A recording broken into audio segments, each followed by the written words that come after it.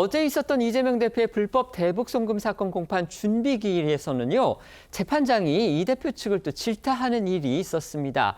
정식 재판이 아니고 준비 기일이기 때문에 이제 피고인인 이재명 대표는出석하지를 않았습니다. 하지만 재판장 이 대표 측 변호인을 향해서 이런 재판 지연은 처음 본다. 적절치 않다 이런 뜻을 분명히 밝혔다는 겁니다.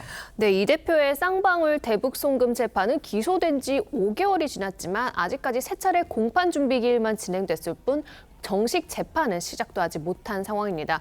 이유는 이 대표 측에서 아직도 사건 기록을 다 검토하지 못했다고 주장하고 있기 때문인데요.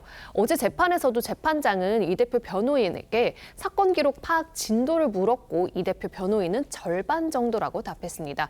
그러다 재판장은 변호사분들이 여러 명인데 역할을 분담해야 하지 않느냐면서 잠시 법정 천장을 바라봤고요. 이어 다른 일반적 사건과 비교를 하면 이 사건은 지나치게 지연되고 있는 게 맞다.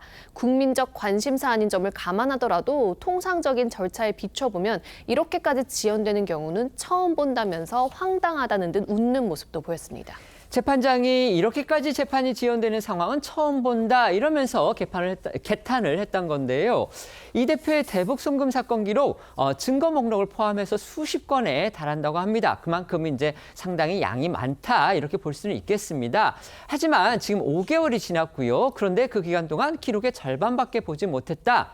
이건 재판부로서는 납득하기 힘들다. 이런 의미로 받아들여집니다. 네, 때문에 법조계에서는 이 대표 측이 이 사건 기록 검토에 정말로 시간이 부족했는지는 이 재판장의 진위를 가릴 수 없는 어떻게 보면 변호인들의 주장이라는 점 이걸 이제 지적을 하고 있습니다. 앵커 말씀하신 대로 이 사건 기록이 뭐 증거 목록 포함해서 수십 건에 달한다고는 하지만 이재명 대표가 기소된 지 5개월이라는 이 적지 않은 시간 이게 이제 지난 사실을 감안을 한다면 시간 부족이라는 설명은 설득력이 다소 떨어진다라는 지적이 나옵니다.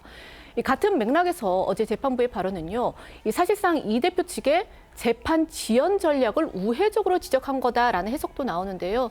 이 관련해 신진우 재판장은 어제 이 사건 내용이 방대하고 또 충분히 변론권을 행사할 기회를 드려야 하는 건 이해하지만 다른 사건하고 비교해서 이렇게 차이나게 진행이 되는 건 적절하지 않다면서 다음 달 17일 이 준비 과정인 공판 준비 기일을 한 차례 더 진행을 한 뒤에 정식 재판에 들어가겠다 이렇게 밝혔습니다.